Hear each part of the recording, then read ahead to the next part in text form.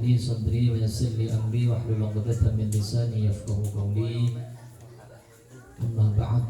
Al-hadits ar-rabi' ashar, hadis yang ke-14. An Ibnu Mas'ud radhiyallahu an, diriwayatkan oleh sahabat Abdullah bin Mas'ud, mudah-mudahan Allah meridainya. Qala, beliau berkata, qala Rasulullah sallallahu alaihi wasallam, baginda Rasulullah sallallahu alaihi wasallam bersabda, la yahillu damu bi'in muslimin illa bihda thalathin. Tidaklah halal darah seorang muslim kecuali kalau melakukan salah satu daripada 3 perkara. Yang pertama at-thayyib az-zani, orang sudah punya istri, sudah punya suami tapi berzina. Wan nafsu bin nafsi, orang yang membunuh orang lain. Kemudian yang ketiga wattariku lidini al-mufariqu lil jamaah, yaitu orang yang meninggalkan agamanya atau murtad, al-mufariqu lil jamaah, yang berpisah daripada golongan agama Islam. Hadis ini diriwayatkan oleh Imam Bukhari dan Muslim. Jadi tidak halal darah seorang muslim itu. Tidak boleh kita mengalirkan darah seorang orang muslim, baik itu distinjau secara akal ataupun secara nakal. Secara hukum akal, secara hukum nakli atau dalil dari Allah dan Rasulnya, itu darah itu nggak boleh mengalirkan darah, artinya nggak boleh membunuh seseorang. Ditinjau secara akal, bahwasannya di dalam pembunuhan, terjadi suatu pembunuhan, itu merupakan ifsadus surah al-insaniyah, merusak bentuk kemanusiaan yang Allah ciptakan manusia itu fi ahsani taqwim, di dalam baik-baiknya bentuk. Allah menciptakan manusia di situ sebaik-baiknya bentuk, kemudian kok dibunuh. Jadi secara akal itu sudah tidak menerima, artinya akal itu ingkar. Begitu juga secara dalil nakli, dalil dari firman Allah ataupun sabda baginda Rasulullah, membunuh itu pun juga tidak diperbolehkan, dilarang. Wala taqtulun nafsal lati harramallahu illa bil haqq. Jadi tidak boleh kalian semua membunuh seseorang yang telah diharamkan oleh Allah Subhanahu wa taala illa bil haqq, kecuali di situ ada hak. Jadi ada hak untuk apa? Untuk ada tuntutan untuk dibunuh. Bahkan kata baginda Rasulullah sallallahu alaihi wasallam, man a'ana ala muslimin walau bi syatri kalimatin laqallahu maktuban baina ainai ais min rahmatillah. Barang siapa yang membantu pembunuhan, terjadi pembunuhan walaupun hanya 1 kalimat, ini kan sedikit gitu ya, walaupun hanya 1 kalimat, maka nanti di antara kedua meripate ini ada tulisan ais itu tidak putus asa sudah min rahmatillah, dari apa? Rahmatnya Allah, tidak akan mendapatkan rahmat Allah. Padahal kalau kali panjenengan niki bisa masuk dalam surganya Allah niku lek angsal rahmati Gusti Allah. Walaupun kalau kali panjenengan niki gadah dosa, banyak dosa, katakanlah setinggi langit, seluas lautan, tapi lek kula kali panjenengan niki purun bertaubat kembali ke jalan Allah, maka Allah dengan rahmat Allah, kalau kali panjenengan insya Allah akan dimasukkan ke dalam surganya Allah Subhanahu wa ta'ala. Yang penting kalau kali panjenengan meninggal bukan dalam keadaan mati kafir, ya. Yang penting kita itu mati dalam keadaan iman, walaupun sak dereng wadah dosa ingkang ageng, tapi sak durunge meninggal kula kali panjenengan iki taubat, nggih salat, nggih usahakan yang dulu-dulu iku ya sing wis ya Ayo saiki mamaniti nopo berusaha memperbaiki diri kita, bertaubat kembali ke jalan Allah, insya Allah akan diampuni oleh Allah Subhanahu wa Ta'ala.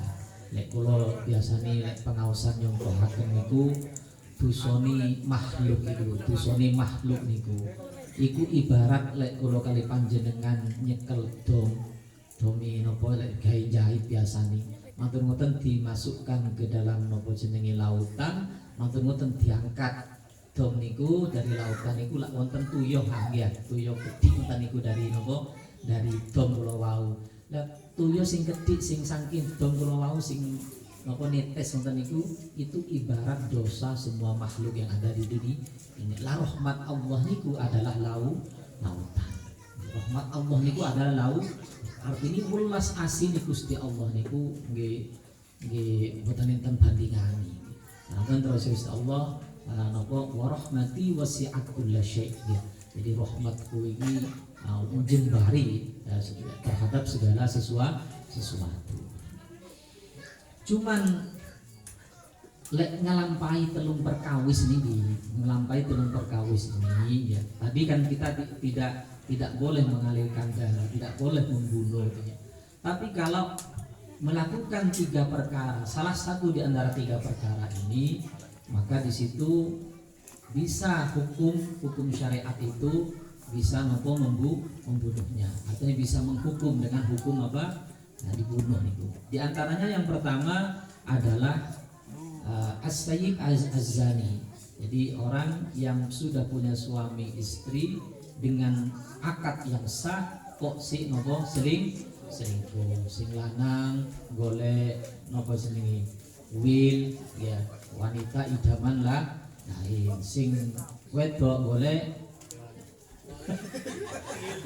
napa sing pil ya.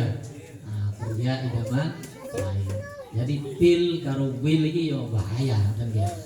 Nah, niki lek sampai terjadi perzinahan niku jenenge zina muhson.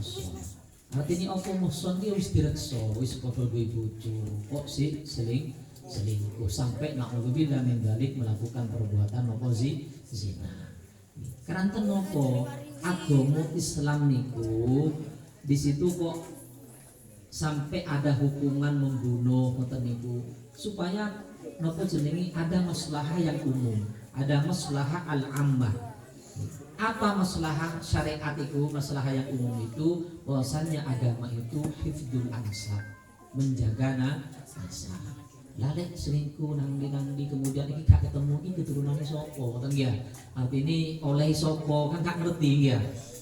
Suaminya gak ngerti lek iki mari katakanlah umpamanya selingkuh dengan orang lain. Terus kemudian nasab ini tekondi gitu kan. Padahal agama itu memelihara nasab. Kemudian agama juga hifdzun nafs, yang menjaga nafsu, menjaga diri kita, menjaga diri jangan sampai apa terjadi pembunuhan. Kemudian menjaga agama. Syariat itu menjaga agama. Maka bukan kok Allah memberikan hukuman itu karena benci, tidak. Tapi Allah memberikan hukuman itu supaya ada efek jerah, ada efek jerah. Bukan kok Allah benci, supaya ada maslahah. Coba kalau nggak ada hukuman, sing zina nggak ada hukuman, dibiarkan begitu saja, terus koyo opo tadi ini ya. Kemudian orang membunuh orang lain dibiarkan nggak ada hukuman, koyo opo ya. Padahal Allah memberikan hukuman ketika orang membunuh kemudian dikisos, dibunuh kembali, di situ itu ada nopo jenenge kehidupan. Ada kehidupan. Artinya nopo? Terusnya Gusti Allah walakum fil qisasi hayatu ya ulil albab al-ayat. Jadi bagi kalian dengan adanya hukum qisas itu, kalau orang membunuh kemudian secara hukum kan dibunuh ngoten ya. Ada orang membunuh kemudian apa hukum Islam itu harus dibunuh. Di situ dengan adanya hukum seperti itu katanya Allah ada kehidupan. Artinya apa? Wong gak gampang mateni wong liya. Lek mi mateni wong liya, mari ngono dihukum setahun. Metu. Yo kurang gak ada efek jerai kamu. Jadi Allah Subhanahu wa taala memberikan hukuman itu karena untuk kemaslahatan. Terus gimana seperti di Indonesia masih belum bisa melaksanakan? Yo menjenengi hukumi Gusti Allah yang mesti benerin ya. Kita ya nggak boleh nopo jenengi, nggak boleh anti, nggak boleh anti. Cuman gini saja, si durung iso ngelakoni, Ini buktinya di daerah yang lain itu sudah ada ya. Di Aceh mungkin di apa itu sudah ada hukum-hukum penerapan hukum syariat itu. Ya. Mungkin juga alasannya karena di sini juga demokrasi ya. Di Indonesia itu hukumnya apa? Demokrasi yang di situ orang-orangnya apa penduduknya ini di situ ada muslim, ada non muslim, ada apa namanya dan yang lain-lainnya ya. Nah itu mungkin hukumnya kan nggak sama ya, hukumannya pun juga ini begini zina mungkin nggak sampai ada hukuman bunuh. Jadi napa jenengi orang yang zina muhson itu orang yang sudah punya keluarga, pernah dengan akad nikah yang sah, kemudian kok selingkuh sampai melakukan perbuatan zina, maka hukumnya dirajam itu dilempari dengan batu yang kecil itu sampai mening. Apa tujuannya? Ini dengan adanya itu sebagai kafarat nebus dosa supaya nanti di akhirat dosane telas. Tapi kalau orang yang masih bujang, belum pernah akad nikah, kemudian melaksanakan perbuatan nonton itu dalam hukum Islam dijilid itu dicambuk sebanyak 100 kali, kemudian diasingkan selama setahun. Itu hukum Islam seperti itu ya. Kemudian yang pertama nopo zina, yang kedua nopo membunuh atau kisos berwawung ya. Ketika membunuh seseorang maka nanti seperti di Saudi dia sudah diterapkan seperti itu. Kok mateni wong, maka nanti juga akan dibunuh. Terus yang terakhir nopo wau atari kulit ini. Tari kulit ini maksudnya ninggal agama Islam atau nopo murtad, meninggalkan agama Islam murtad, maka di situ secara hukum Islam halal nopo darahnya. Kalau enggak nopo jenengi meninggalkan jamaah atau golongan dari orang Islam. Rawahul Bukhari wa Muslim. Hadis ini diriwayatkan oleh Imam Bukhari dan Muslim. Ini kesimpulannya kalau kali panjenengan mungkin monggo di sisa-sisa umur kita ini kita berusaha untuk menjaga diri kita, menjaga keluarga kita, jangan sampai melaksanakan perkara-perkara yang dilarang oleh Allah Subhanahu wa Ta'ala ya. Kita berusaha menjaga putra-putri kita jangan sampai melaksanakan perbuatan zina. Nah, karena itu nopo jenengi nggih wau sampun kula jelasaken nggih termasuk nopo dosa besar ya. Wala taqrabuz zina innahu kana fahisha wa sa'a sabila. Jadi kita jangan sampai mendekati akan perbuatan zina. Mugi-mugi mawon kula kali panjenengan keluarga semua dijauhkan dari perbuatan zina dan juga perkara-perkara yang dilarang oleh Allah Subhanahu wa Ta'ala. Amin Allahumma amin. A'udzu billahi minasyaitonir rajim. Bismillahirrahmanirrahim. Alhamdulillahi rabbil alamin. Wa sallallahu ala sayyidina Muhammad wa ala ali sayyidina Muhammad. ولقد أشرت للعبد من أنصافه وطني القلوب تهيج الأشجانا ووجدنا عليه فما ينسوي القلب منا أو يكون ثنانا إذا حب بالسرائر قد علم من صفة ربنا وحدانا وجد زدنا بالمودة هامنا نرفع أيدي فقرنا ورجانا بالوالد الأحد عن إلهنا متوسلين بمن إليه دعانا وخيره وحبيبه وصفيه زل الوجود به الإله حبانا يا ربنا يا ربنا يا ربنا بالمصطفى قبلنا أجب دعوانا أنت لنا يا ذكرنا في هذه الدنيا وفي أخرانا واصل لنا الأحوال واغفر ذنبنا ولا تؤاخذ ربي إن أخطأنا واصل بنا بنهج طه المصطفى ثبتنا قدم الحبيب خطانا أرنا بفضل منك ترعة أحمد في بهجة عين الرضا درعانا وارزقه في كل حال حمدنا وحبال من ود ومن والانا والمسلمين ومن أجاب نداءنا وذوي الحقوق وطالبنا وصانا والحاضرين وسعيا في جميعها نحن بين يديك أنت ترانا ولقد رجوناك فحقق سؤلنا واسمع بفضلك يا سميع دعانا وانصر بنا سنة الله في بقاع الأرض واقنا كل من عادانا وانظر إلينا فاسقنا كأسا هنا واشف وعاف عاجلا مرضانا وقض لنا الحاجات واحسن ختمنا عند الممات واصلح عقبانا يا رب وجمعنا وأحبابا لنا في ذلك الفردوس يا رجوانا يا رب وجمعنا وأحبابا لنا في ذلك الفردوس يا رجوانا يا رب وجمعنا وأحبابا لنا في ذلك الفردوس يا رجوانا بالمصطفى صل عليه وآله محر قدره الصباء وغصانا سبحان ربك رب العزة عما يصفون سلام على المرسلين والحمد لله رب العالمين بشفاعة رسول الله صلى الله عليه وسلم ببركة حبيب عمر بن محمد بن سلم بن حفيظ سر أسرار الفاتحة.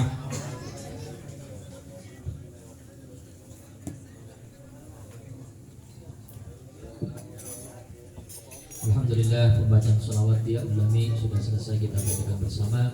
Mudah-mudahan kita semua mendapatkan barokah dan mudah-mudahan kita semua mendapatkan ridho dari Allah, syafaat dari baginda Rasulullah SAW.